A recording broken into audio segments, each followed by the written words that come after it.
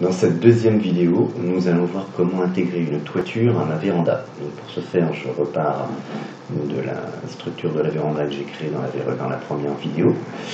Je vais, donc toujours avec ce petit icône rouge et vert, pouvoir orienter ma véranda comme je le souhaite. Et je vais aller sélectionner l'icône à gauche, afficher, cacher les guides de toiture. Cela me permet de faire apparaître ces petits cercles jaunes. Et ces petits cercles jaunes, en sélectionnant la main que vous avez là, va permettre de faire apparaître les options de ma toiture. Je vais choisir le type de toiture que je désire mettre sur ma véranda. Sur ce côté-ci, sur ce triangle-là, je vais décider de mettre un chevron intermédiaire avec un anthrax égal. Je vais lui mettre une couleur comme ceci, donc je suis toujours en démo, donc j'ai pas forcément toutes les couleurs de toiture, les vôtres en l'occurrence, mais donc là je vais mettre cette couleur là, et il me reprend systématiquement mes dimensions.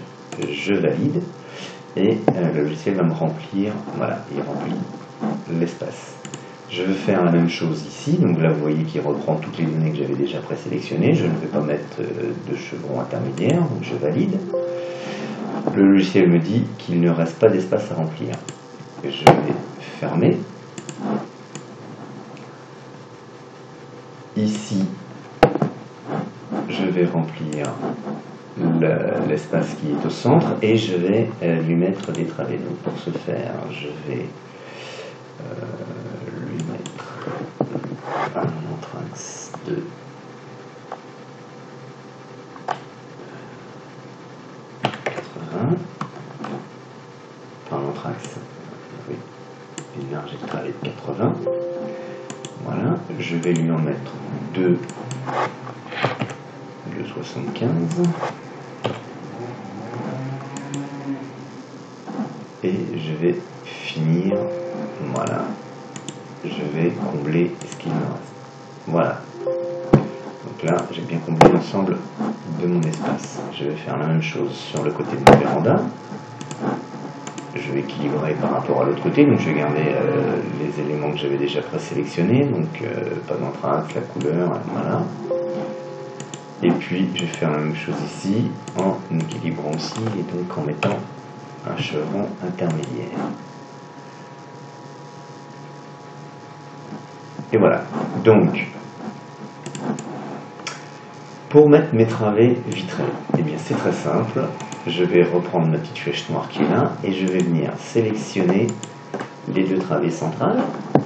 Je clique ici sur les options du composant et je vais reprendre, et je pourrais changer si je le souhaite le type, un certain nombre de choses. Donc je vais mettre des puits de lumière avec une travée vitrée. Je vais la mettre à 180 du haut et je vais lui donner une profondeur de 150. Voilà. Et voilà. Si je le souhaite, je vais pouvoir lui mettre un volet roulant de toiture. Et vous verrez, vous allez voir que l'on peut animer nos volets roulants.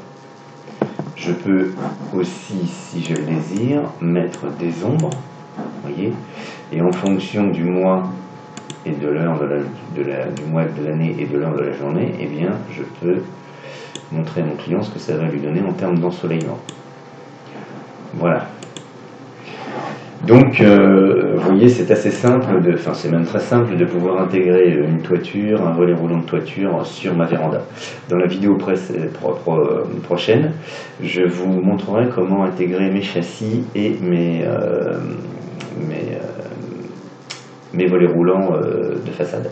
À tout à l'heure. Au revoir.